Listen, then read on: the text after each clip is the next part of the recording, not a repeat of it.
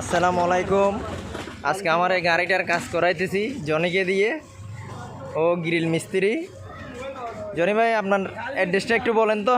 আমার অ্যাড্রেস হচ্ছে চট্টগ্রাম বন্দর গোসলডাঙ্গা 36 নং ওয়ার্ড।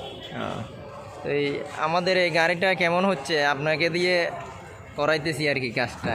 গাড়িটা মোটামুটি আমার একটা অভিজ্ঞতা হয়েছে, আরও যেন সামনে কাজ আরও সুন্দর করে করতে পারি। হ্যাঁ, এটা করার পরে আপনি অনেক কাজ পাবেন আরও। ইনশাল্লাহ আপনাকে দেবো।